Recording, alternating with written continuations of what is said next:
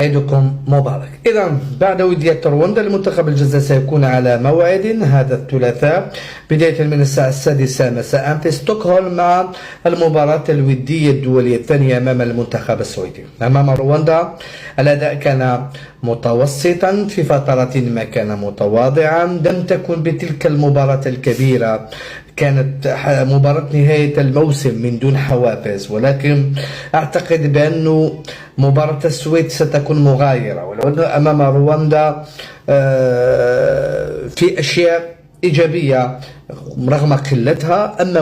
أما مباراة السويد كما قلت ستكون مغايرة تماما. المنافس ليس نفسه، ومنافس أوروبي قوي، الحوافز مختلفة، الظروف الأجواء ستكون مغايرة، والتشكيلة أيضا ستكون مغايرة. ستكون التشكيلة الأساسية التي يرغب دوما بيتكوفيتش في الاعتماد عليها. أول منافس أوروبي منذ مجيء بيتكوفيتش. المواجهات من هذا الوزن تخلي اللاعبين تلقائيا يقدموا مستويات متميزة.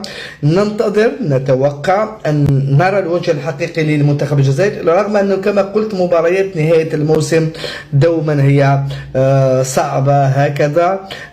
نقطة السوداء في مباراة رواندا كما قال بيتكوفيتش هي إصابة محمد الأمين عمورة بتأثيره الكبير جدا في تشكيلة المنتخب الوطني من خلال فعاليته الهجومية.